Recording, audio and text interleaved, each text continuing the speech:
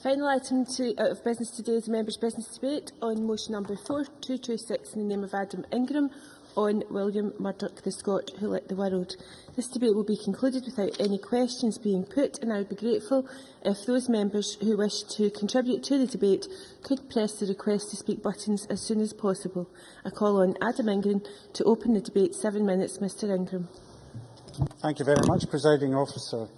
This year marks the 200th anniversary of the gas industry in this country, and tonight the Parliament is holding a reception hosted by my colleague Mark MacDonald, celebrating the major contribution this industry has made and continues to make to Scotland and its economic well-being. And I would encourage fellow MSPs to go along and participate in the event.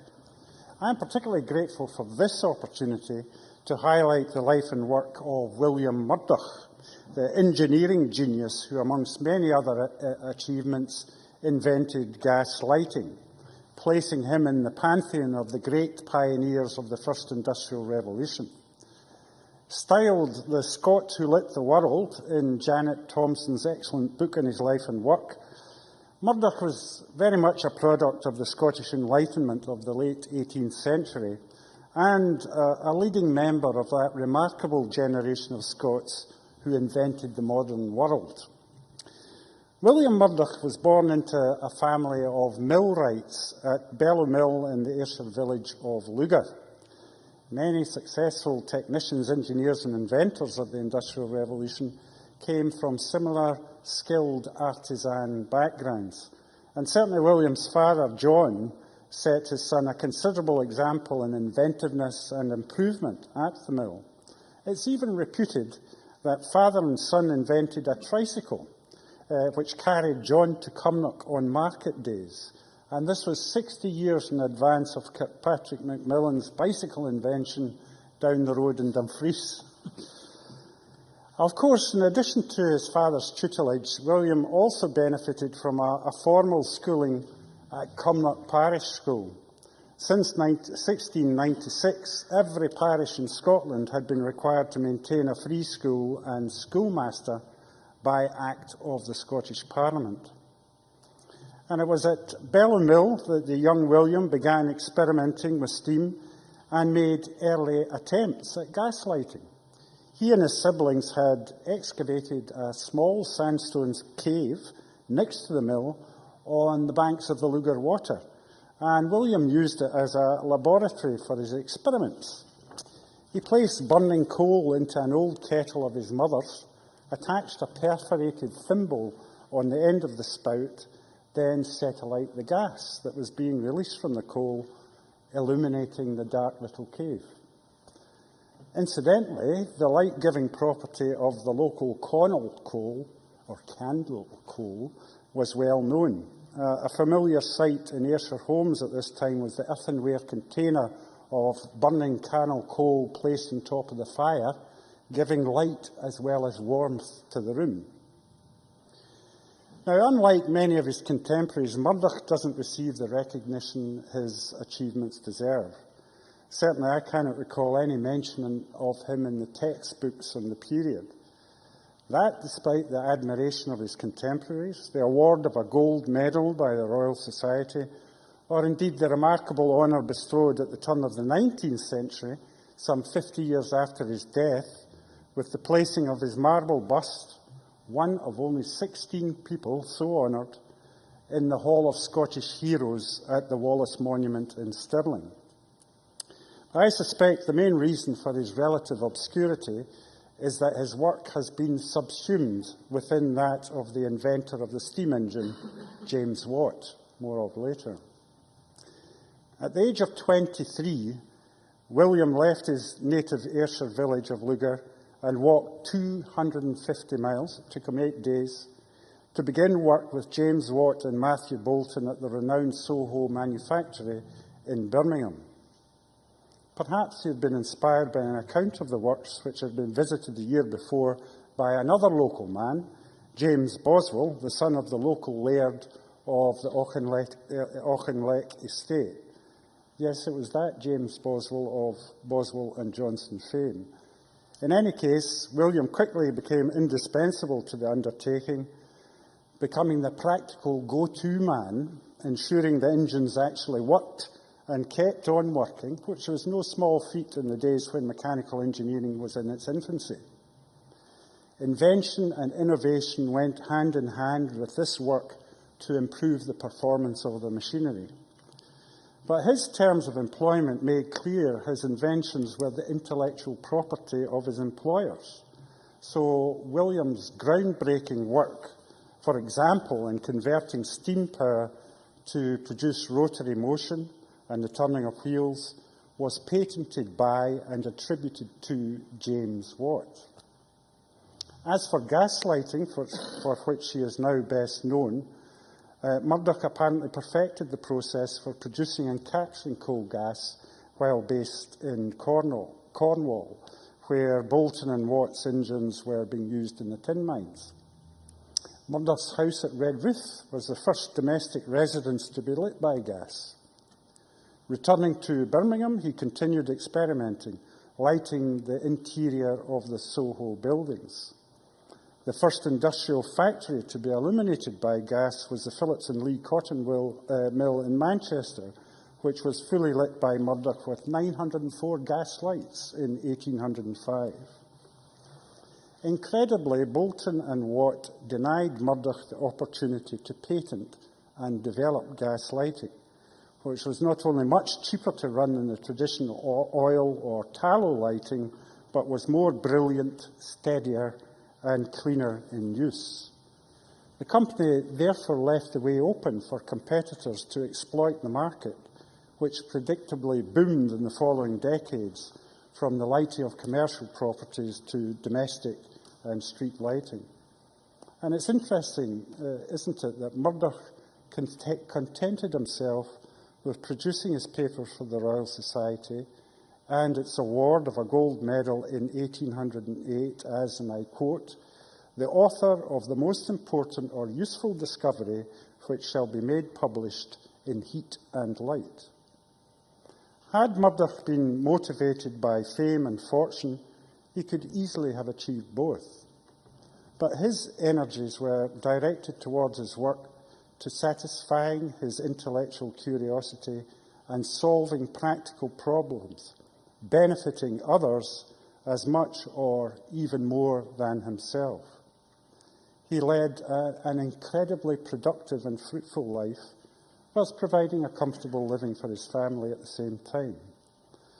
So in these days of the kind of puerile celebrity culture, he is a role model who deserves to be promoted to our young people today. Thank you.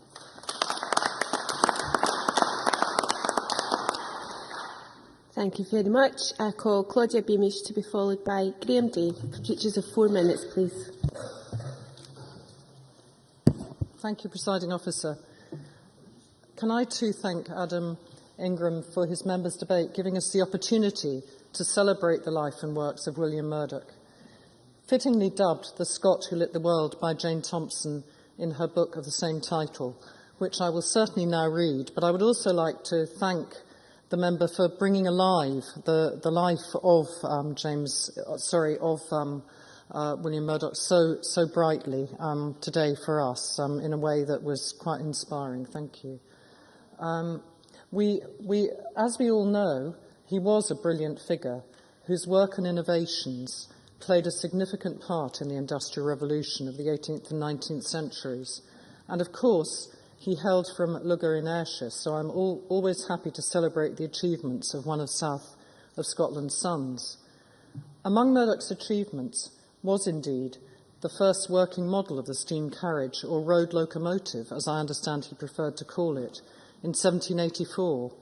Murdoch's innovative idea was to design what was a three-wheeled vehicle, about a foot in height, with an engine and boiler placed between the two larger back wheels, with a spirit lamp beneath to heat the water, and a tiller, it wasn't a boat but a carriage, at the front, turning the smaller front wheel.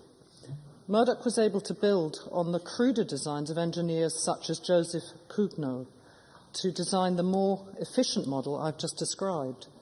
By building this model, he was also had the honour of creating the first man-made machine capable of moving around completely under its own power. Through the harnessing of the power of steam is not something that can be fairly attributed to one inventor alone. William Murdoch certainly played a major role in developing a technology that would power the whole industrialised world.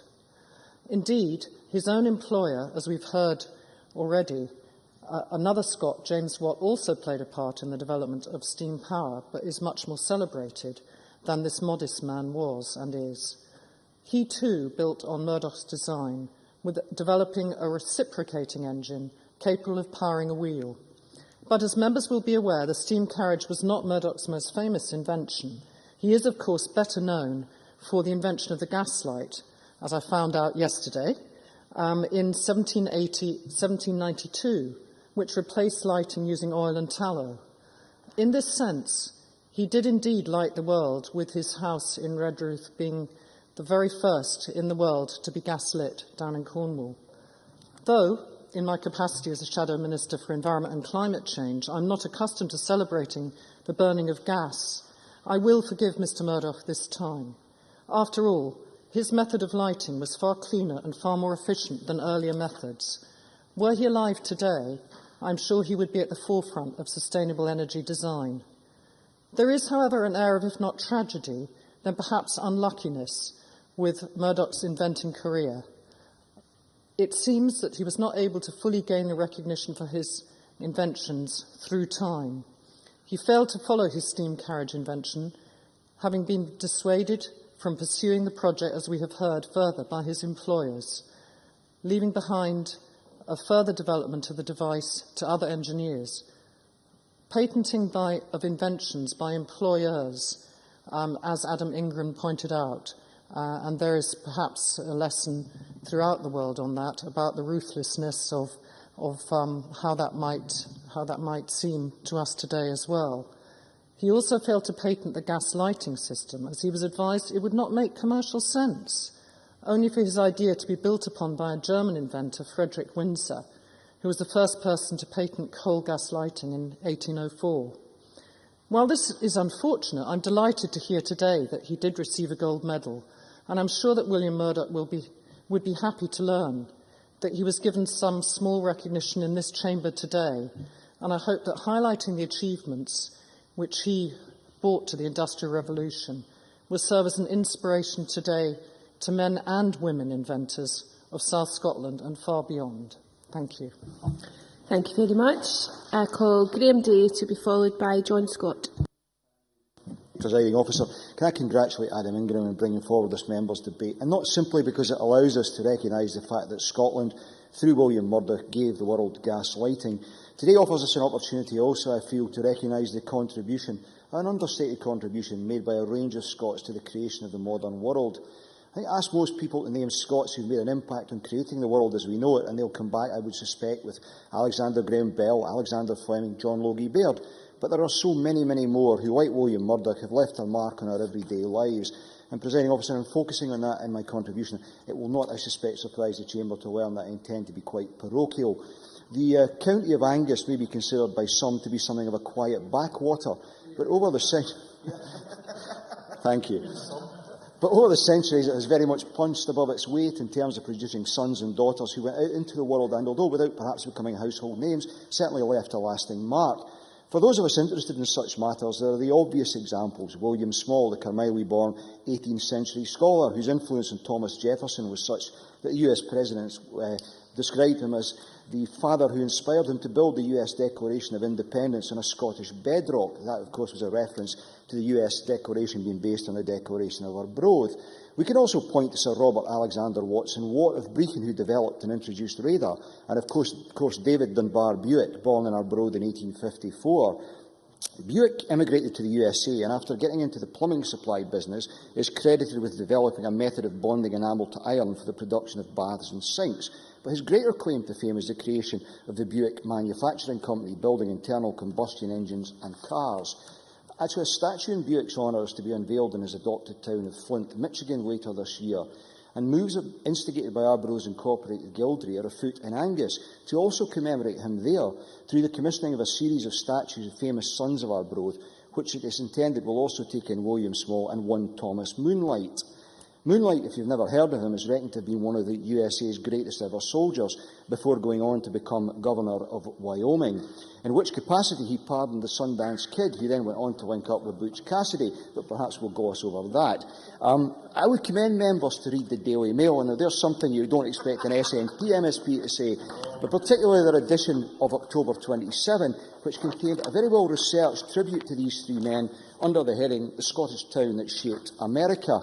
But the contribution made to the world by Arbroath and surrounding areas hasn't simply been confined to that of these three giants.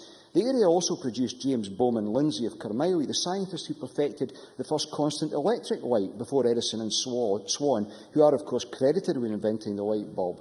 He's also reckoned to have... Will you be returning to Mr Murdoch any time soon? Yeah. I'm simply drawing the point, Presiding Officer, that this reflects a real Scottish characteristic, that we have made such a contribution to the world. As I said, you can look at the number of Scots who have done things that have been unsung, and very much the way that William Murdoch has. You've got Neil Arnott, who's credited with inventing, amongst many other things, the waterbed, and Alexander Shanks, the inventor of the modern lawnmower. And of course, as you look across Angus, we cannot forget the likes of J.M. Barrie and Bon Scott of AC/DC fame. So Angus, Presiding Officer, one wee part of a Scotland that has given so much to the world, is giving so much to the world, and will, as a hopefully soon-to-be independent nation, continue to give so much to the world. I now call John Scott to be followed by Kenneth Gibson. Thank you very much, Presiding Officer. And I would like to congratulate Adam Ingram too on securing this debate, as 2012 marks the 200th anniversary of the Scottish gas industry, and the timing of this debate could not be more appropriate. James Watt, Isambard Kingdom Brunel, and Charles Babbage are names commonly associated with the Industrial Revolution, but today it is important to recognise the contribution of William Murdoch, who would have turned 258 this year had he been still alive. And as I'm sure you are all aware, the great Murdoch was born and bred in Ayrshire at almost the same time and place as Robert Burns, and within sight of Boswell's home at Auchinleck. And while much of his professional career may have been spent in Birmingham and Cornwall, his formative years were spent in Luga, Cumnock and Auchinleck, where indeed my own ancestors came from, and my mother always maintained that his family and ours were distantly related. But back to Murdoch, who is known for his innovations to the steam engine and his prototype steam locomotive in 1784. However, as has been said, he is probably better known for discovering the ability of gas to create light. He first lit his own house in Redruth, Cornwall in 1792, and 6 years later he used gas to light the main building of the Soho foundry in Birmingham, where he worked with Matthew Boulton and James Watt. His skill was such that he also worked on one of the first British paddle steamers to cross the English Channel, the Caledonia, and made a number of discoveries in chemistry. It's also reported that Murdoch was involved through his father in the construction of one of the bridges over the River Nith. And Boulton describes the young Murdoch as the most active man and best engine erector I ever saw. And while there is no questioning his ability, Murdoch is undoubtedly, as Adam Ingram has said, one of the unsung heroes of the Industrial Revolution, as his employers, Boulton and Watt, are those credited with many of his inventions, yet correspondence from Boulton in particular indicates the vital contribution of Murdoch in many, if not all, of the Boulton-Watt inventions. But despite his pioneering work with gas, Murdoch derived no significant financial benefit from this invention due to his failure to obtain a patent in his own name. As is often the case with engineers, Murdoch frequently experimented with technology, and this led him also to devising the first pneumatic message system, later developed by the London Pneumatic Dispatch Company and reportedly adopted by Harrods, with the same system still in use in my childhood in Glasgow and Edinburgh shops. It may be fair to say, however, that the steam engine was Murdoch's first love, with most of his best work associated with it. And in 1817, after James Watt Jr. bought the Caledonia, Murdoch began to work to make her seaworthy by building and installing new engines and boilers. His engineering genius also extended to marine engineering, and his work was so successful that Boulton and Watt even received an order from their competitors for a new steamboat engine. Orders soon followed from commercial customers and the Royal Navy. And it's estimated that from 1813 until 1825, over 3,000 horsepower of marine engines were made by Boulton and Watt, powering between 40 and 60 vessels, and this was all achieved by a young Ayrshire man with his brilliant mind. Presiding Officer, today the Scottish Parliament notes the contribution of Murdoch to the Industrial Revolution and the Scottish Enlightenment, and gives Murdoch a little more credit for his pioneering work, which he so richly deserves. Well done, Adam Ingram, for drawing Murdoch's contribution to our attention today. Thank you. Thank you very much. And I call Kenneth Gibson to be followed by Mark MacDonald. Thank you, Presiding Officer. And I'd like to congratulate Adam Ingram in bringing this debate to the Chamber.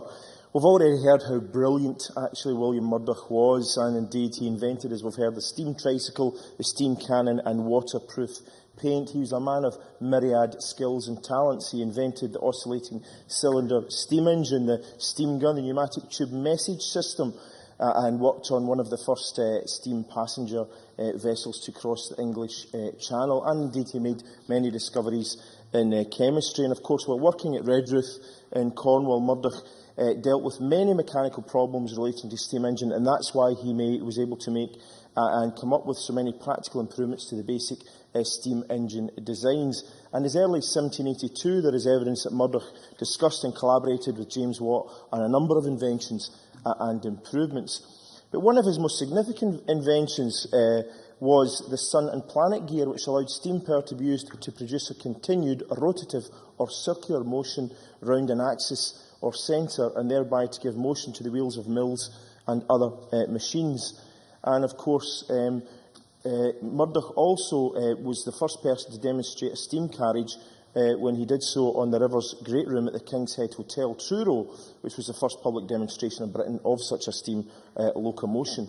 And of course, Murdoch also, experimenting with chemistry, discovered in 1784 iron cement made from sal ammoniac, or ammonium chloride and iron filings.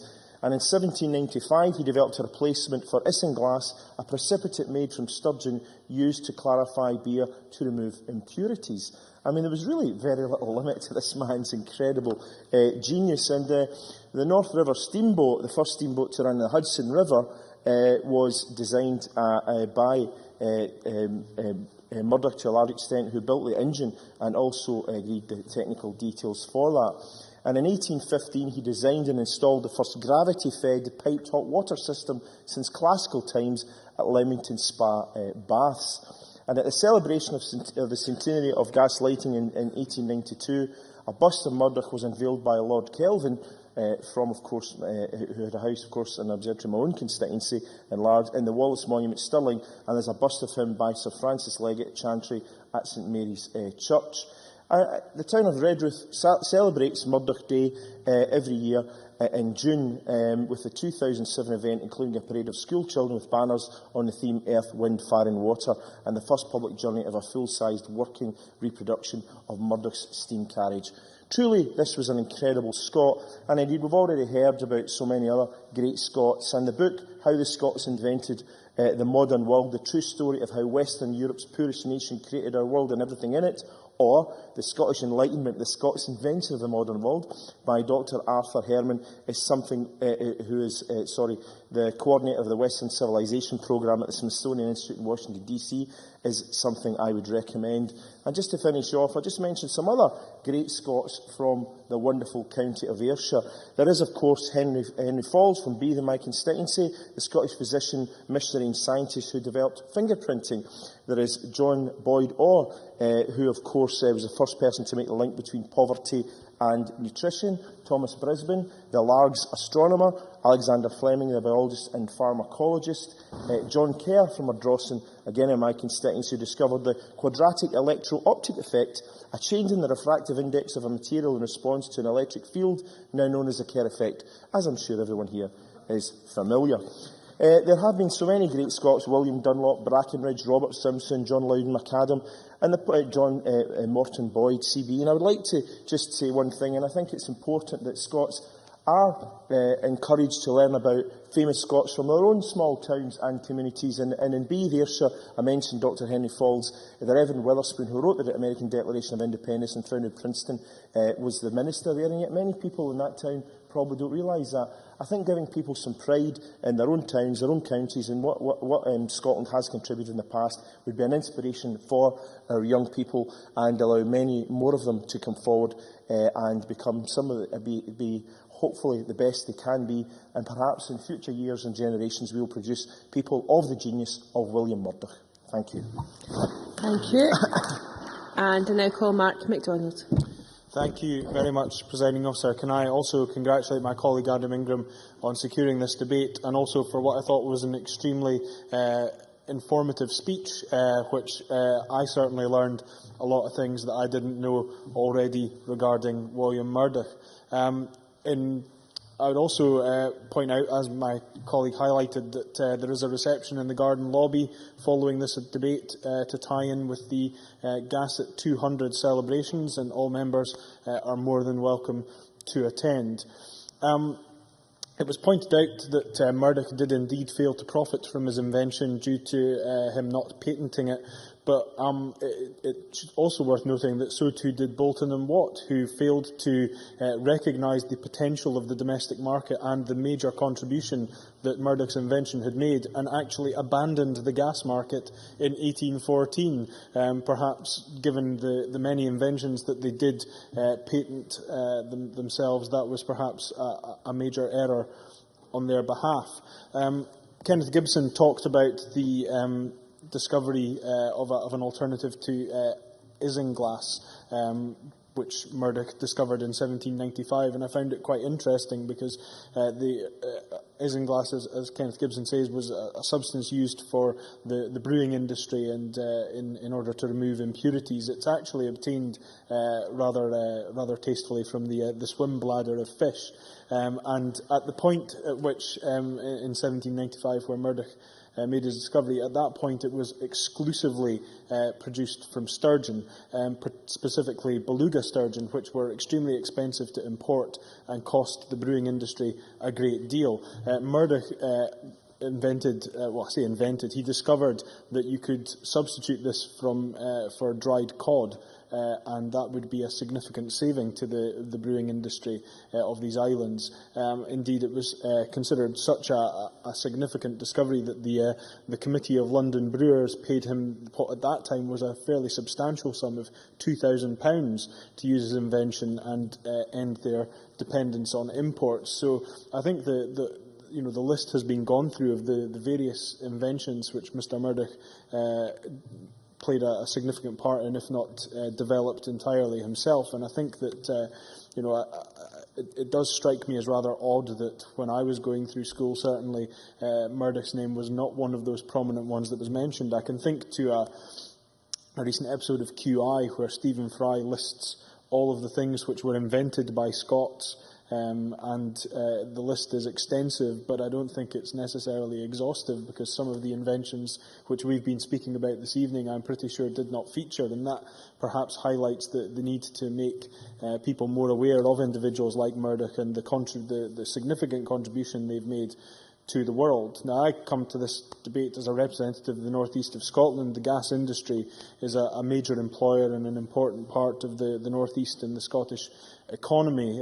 We have the St Fergus gas terminal in Peterhead, which is a massive facility and again, as I say, a significant employer. So as well as listening to what I'm sure is a very fascinating debate for those who are interested in seeing how different Scots contributed to the modern world, it's also the case that there are many people now who owe their employment and owe their livelihood to the discoveries that were made by people like William Murdoch, and I think it's only right and proper that my colleague Adam Ingram has secured this debate in order to highlight the fantastic achievements of Mr Murdoch, and let's hope that as we move forward his achievements can be recognised more fully by Scots across our nation.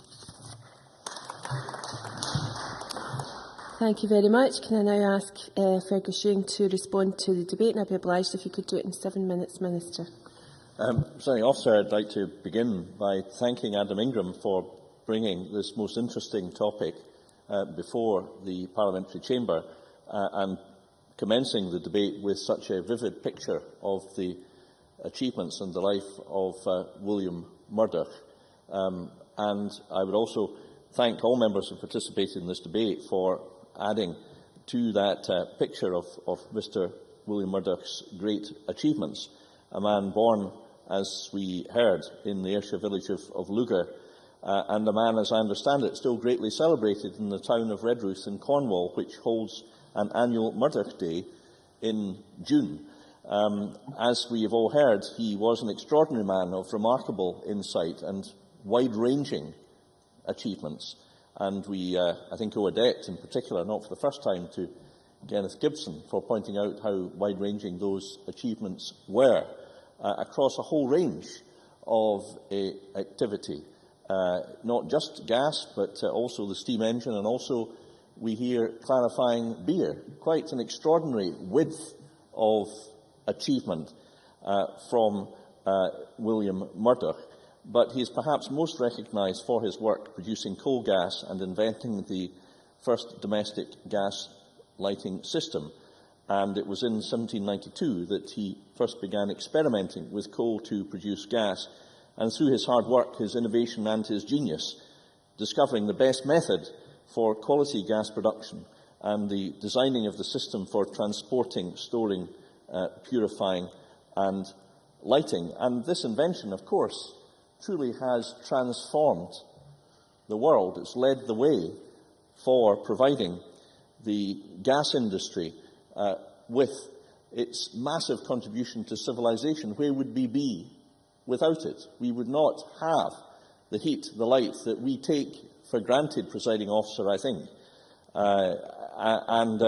The motion does, I think, welcome the celebration surrounding the 200th anniversary of the gas industry, and Mark MacDonald has alluded to the fact that he is hosting an event this evening where we can come together and mark the successes over that bicentenary. So I hope it's relevant, and I hope it's relevant because primarily of the first sentence of the motion to talk a little bit about the gas industry, because it supports with oil around 440,000 jobs in the UK and 200,000 here in Scotland, generating almost £300 million in tax revenue at today's prices. And I recently did have the opportunity to visit the St Fergus gas terminal and had a tour of the site and visited the control room where the flow of gas from 3 companies, Total, Shell and Apache, are monitored and controlled into the national transmission system, the motorway pipeline system that transports natural gas around the country. I hope it's also relevant to point out that the oil and gas strategy that the First Minister launched in May sets out a clear plan of support, which I hope William Murdoch would have approved, a plan which recognises that we want to maximise the recovery of the oil and gas reserves so that it is not wasted by lying unexploited in the seabed, but is exploited, and we raise the rate of exploitation from 40%, 60% left wasted. It surely is not green to waste any product, whether it be water, whether it be food, or whether it be fuel, and therefore it is green to maximise the recovery of our oil and gas.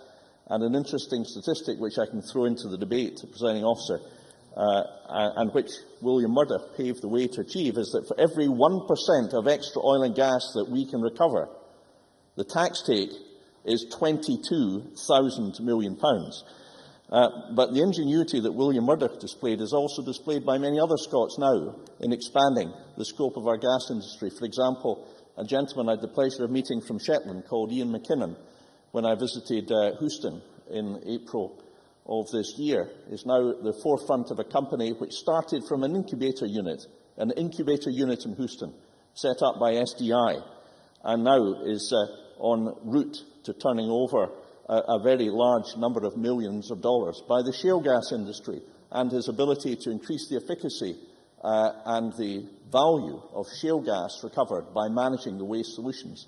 So ingenuity is being carried on as a tradition by Scottish engineers. And of course, we are on the verge of seeing in Scotland, we hope, the beginning of a carbon capture and storage industry, which will allow us to extract the carbon emissions from coal and gas power production, and thereby enable us to achieve the EU emissions targets.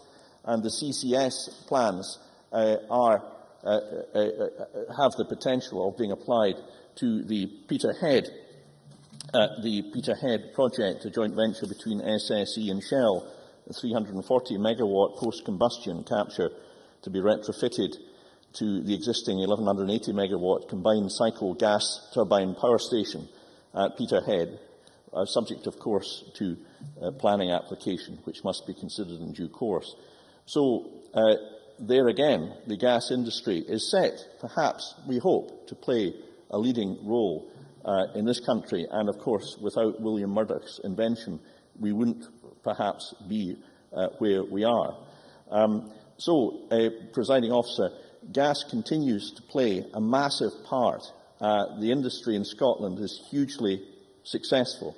I'm pleased that we have this evening attending the event representatives from the National Grid, who play such an important role in keeping the lights on and security of supply in the UK, including Mike Calview, the Director of Transmission, and Duncan Burt of the National Grid, whom I met earlier on this evening and who will be here present with us at the reception later on. So I think it's right to mark the achievements of the gas industry in Scotland, as well as members have done, the extraordinarily inventive mind and works of William Murdoch.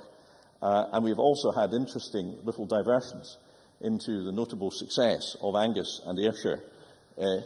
In fact, there seems to be some sort of unofficial competition going on as to which of those two esteemed counties produced more inventors than the other. I'm sure Mr Day and Mr Gibson will carry on that competition at some later date.